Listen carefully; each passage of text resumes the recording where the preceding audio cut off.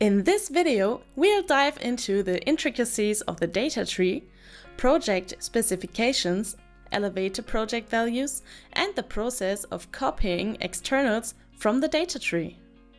So let's jump right in. First things first, what exactly is the data tree? Well, think of it as a textual blueprint of your project, containing all the specific values and objects. For instance, the landing door of entry 1 on the second floor. Each component, object, and dimension has its own node. Individual nodes are assigned to the list objects, such as entrances, landing doors, rail brackets, and the like. The major objects are the floor levels, the shaft, and the sheets. List objects always start with the index 0. Project references are built on the names of the selected object and its parents.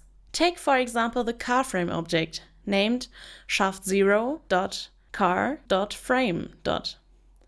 Object-related references usually conclude with a dot. You'll typically find referenced project values under nodes like L-Project, L-Standard tab, shaft, and FLL, floor level list. The project specification values, which are located under the L-Project node, are mainly used in title blocks. Editing them can be done through the main project data dialog.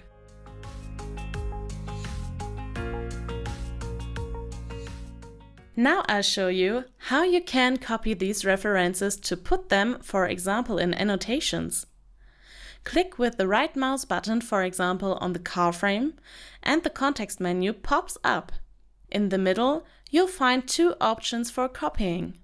You can either copy for form, this is for annotations and in DWG files, or for program, which is for Excel files and NET and VBA programs. We need the first one. Another way to copy references into annotations is via the text editor project tree, which is similar to the data tree. Navigate to the project tree, locate the desired value, for example the car width and the car depth, and add it with a click of OK.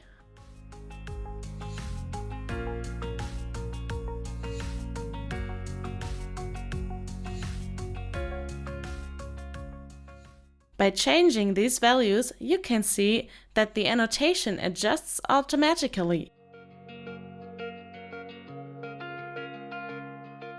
Thanks for watching!